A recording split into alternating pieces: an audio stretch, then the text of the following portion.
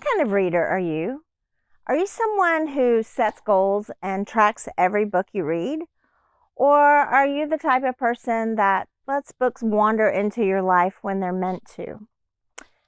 I've been thinking about this question ever since I read a quiet, almost fable-like book called The Cat Who Saved Books by Sosuke Natsukawa.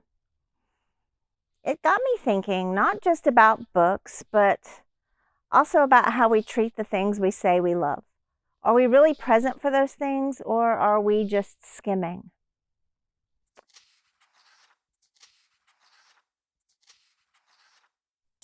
This story follows a quiet boy named Rentaro, whose grandfather owned a secondhand bookstore. And after his grandfather died, he's all set to leave the bookshop. And then a mysterious cat shows up, a talking cat, and leads him on a quest through a series of labyrinths. In each labyrinth is a villain who mistreats books in a particular way. Now, the story seems really simple, but it really made me think, not just about books, but about animals, our possessions, and honestly, even our pace of life.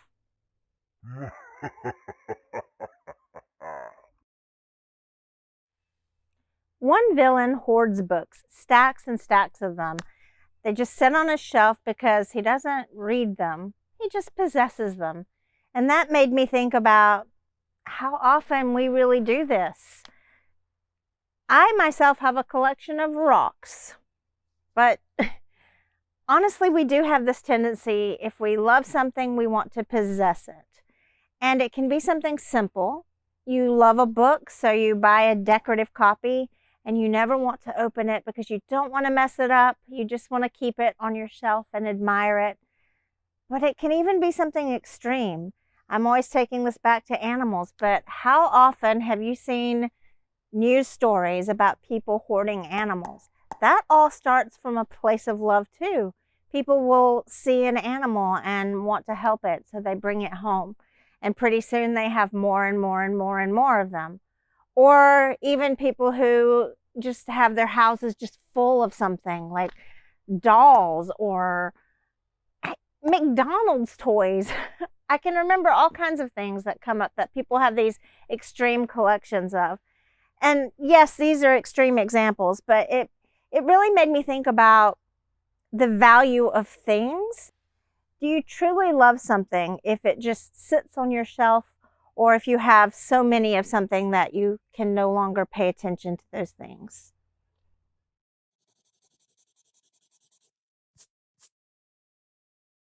There's another villain who reads through everything very quickly.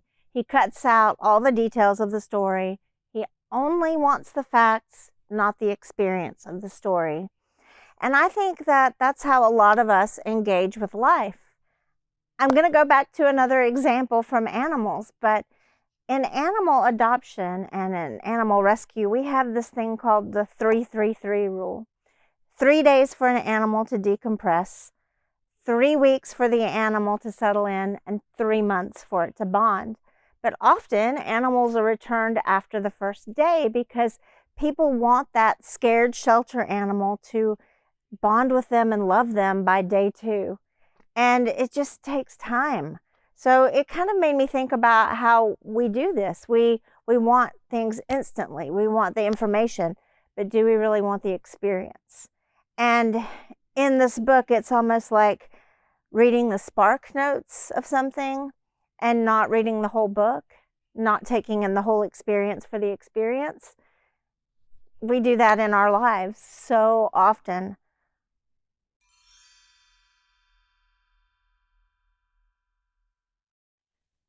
What's trending? What's popular? What's the newest book release? What's everybody reading?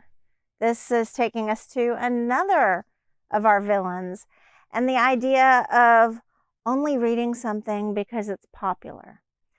How often are we reading things or choosing our books because it's what's popular now? It's the big thing in the bookstore. It's the big thing on BookTube or BookTok.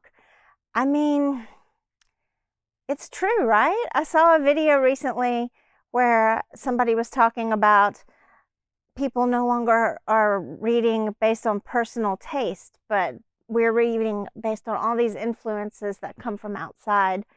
And I think that's interesting. And in The Cat Who Saved Books, we're talking about this from the perspective of a publishing company. You know, they're going to publish what sells because it's a business. They need to make money.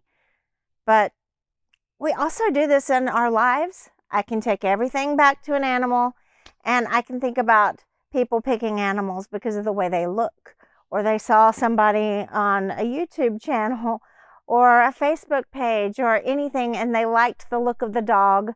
They get the dog home. The dog's personality does not fit with the lifestyle of the family. Just because it's floofy and cute doesn't mean that that's the one that's for you. So that's another element to consider. You know, what choices are we making in life because of something that's trending and popular versus something that's more deep and into ourselves?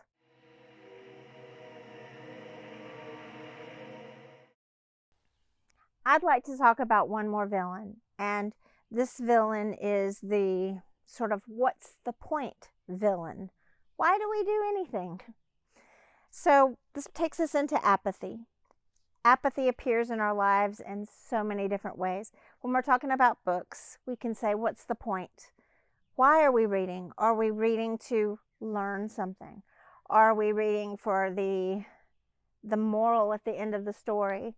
Why do we tell stories? Are we trying to teach a lesson? I think that it brings us to this whole idea of humanity and what it means to be human. I know people always say that, you know, when you read, you learn a lot of emotional intelligence. And I think that's true because we're gaining the insights and the experiences of other people. Reading a book lets you go inside the thoughts of another character, another person. And I think that's really, that kind of sums up this, who we are and why people enjoy reading.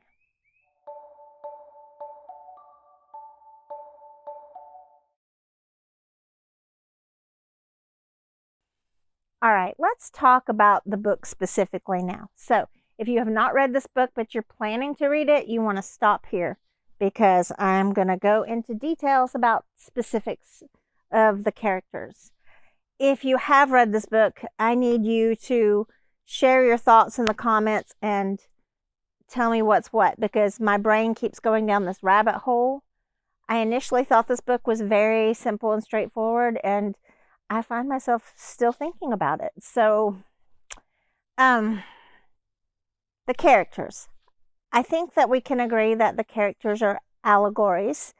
The villains at first seem like they are allegories for the ways in which we mistreat books, but I think we can take that deeper and go into our lives and maybe even the way we treat things that are important to us. So we have that.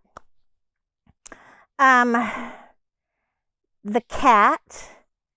The cat is a cat or the cat is a guide. And why a cat? So, you know, when you first look at the cover of the book, you're thinking, okay, this is a book about a cat, but it's not really. And it doesn't even seem to be about a cat that saves books, but a cat that helps a boy save books. But is it even about that? So the cat is a guide. The cat is the wise one. I think collectively we kind of have this way of feeling about cats, that cats are charming, and we put them in, you know, our collective consciousness as these different sort of beings. All right, but then what is Rentaro? If they're all allegories, isn't Rentaro an allegory? Does Rentaro represent us? Or is he us, the reader? Is he the story? So Rentaro went through these labyrinths, and he sort of came from being this socially awkward boy to developing real connections around him with the people. You know, he wasn't just isolated off anymore. in the beginning, kind of, he was a little bit lost after his grandfather died. He didn't know what to do with himself. He kind of got apathetic to where he wasn't caring about things. He wasn't going to school anymore. He didn't find importance in things. So here comes the cat to help him. So in the end, he ends up going back and deciding that he's going to stay in the bookstore. So when we're talking about the cat who saved books, we have the cat saved Rentaro, which means he saved the books. Even in the beginning, when the cat describes the bookstore as, having a lot of great things in it, but it was dingy, that's kind of saying a lot right there, isn't it? But is he really talking about Rentaro? Is Rentaro the story? Is Rentaro's experiences? This is representative. So if books reflect who we are, saving the books is saving the boy. So really, it's the cat who saved the boy, right? What are your thoughts on this? I need you to explain this to me in a way that my brain can sort out, because I am just off rambling and I need somebody to explain it to me. In the comments, tell me what this book is about and what the meaning is. What does it mean? All right. Thank you so much for watching the video today. And I really hope you will share with me your thoughts on this book or any other books that you have read recently. If you have a recommendation for me, leave it in the comments. Thanks for watching.